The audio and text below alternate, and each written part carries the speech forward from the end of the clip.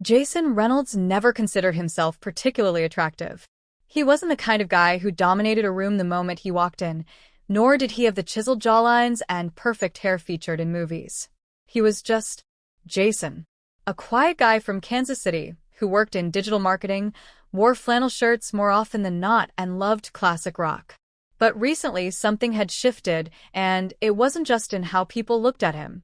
It was deeper, darker, and more unnerving than anything he had expected. The signs came slowly at first, so subtle they were easy to ignore. But the more Jason noticed them, the harder they were to unsee. It started when his coworker, Sarah, began acting differently. She was kind to everyone, but she lingered longer at his desk than necessary. She laughed at all his jokes, even the ones he knew were flat.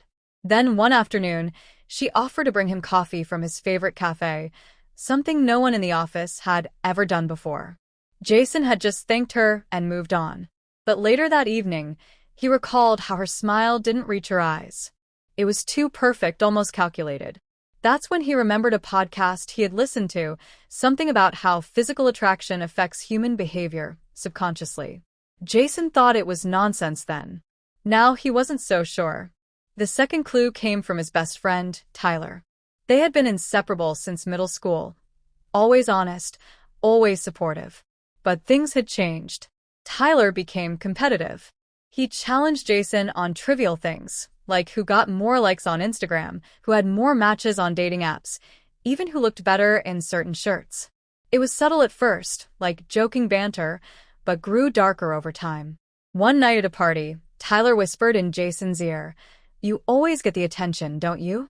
Jason brushed it off with a laugh, but it stuck with him. Was it jealousy? He hadn't changed, but the way people responded to him had.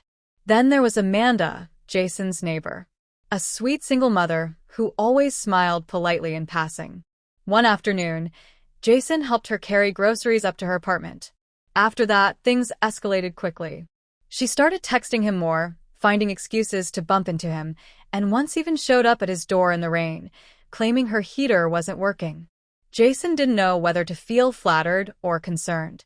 There was a hunger in her eyes, not for love, but for validation.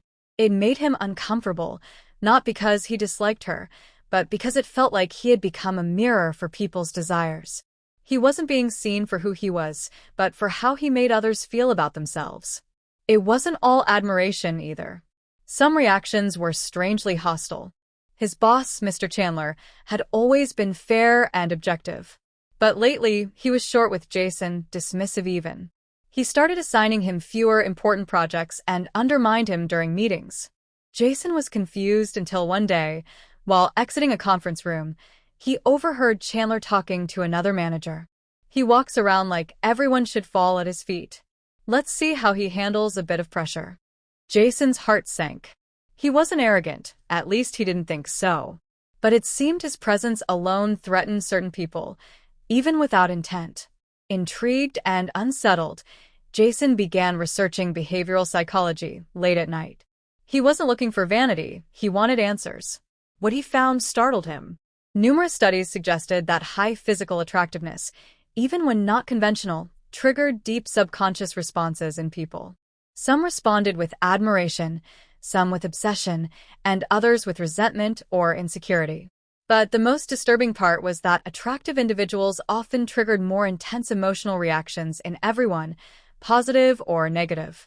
Their presence could unearth insecurities in others, cause jealousy among peers, and even invite manipulative or predatory behavior. Jason began to recall more incidents.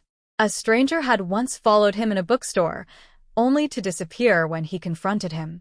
A new female colleague at work gave him endless praise, only to flip suddenly and accuse him of being arrogant when he politely declined a date. An older woman at the gym once offered to spot him during a workout and later left a note on his car windshield. Even a random guy on the subway once muttered, "Think you're better than us, huh?" as he brushed past. These weren't coincidences. They were symptoms of something bigger. Jason realized he had become a magnet, not just for admiration, but for projection. People weren't reacting to him. They were reacting to what he represented: confidence, desirability, and perhaps the fears they held about themselves. And when someone represented what others secretly craved or feared, they often became a target, willingly or not. What unsettled Jason most was how attraction could turn dangerous. His ex-girlfriend, Leah, had been kind at first, but things had spiraled. She became possessive, obsessive.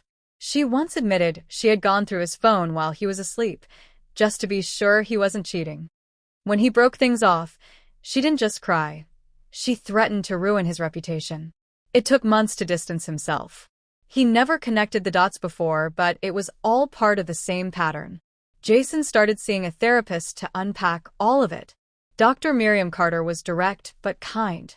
She told him something that stuck. Being attractive isn't a blessing or a curse. It's a powerful lens through which people project their needs. You've become a mirror. Some will see beauty in it. Others will see their flaws. That hit him harder than anything. He had never seen himself as extraordinary, but now he understood. The signs weren't about vanity. They were psychological, subconscious, and sometimes sinister. He started journaling the moments, each interaction that left him confused or drained. One entry read, "I asked for time alone at the bar. A woman next to me said, 'People like you don't get to be left alone.' Another, 'Tyler joked about wanting to be me in another life. I laughed. He didn't.' And another, 'Even when I say nothing, some people assume I'm flirting. I can't even exist neutrally anymore.' It felt cathartic to write them down. But it also reminded him of the responsibility that came with perception. Jason didn't want to shrink himself to make others comfortable. But he also didn't want to walk around as a trigger for envy, lust, or resentment. He started setting firmer boundaries, politely disengaging from flattery, calling out passive-aggressive behavior, and being honest when he felt uncomfortable. He learned to distinguish genuine connection from projection. Not everyone saw him as a person. Some saw him as a prize, others as a threat. The distinction made all the difference. One day, Sarah, the co-worker who once brought him coffee, confessed that she had a crush on him for months. When Jason gently told her he wasn't interested, she paused, then nodded. "I think I liked the idea of you," she said. "Not really you." That summed it up better than any article he had read. Attraction wasn't just about looks. It was about energy, presence, how you carry yourself, and how others interpret it. Jason realized that true attraction wasn't about being desired. It was about how you managed the attention that came with it. And sometimes, being truly attractive meant being willing to be misunderstood. As he walked through downtown one evening, watching the sun dip behind the buildings, Jason felt a strange sense of calm. He was still,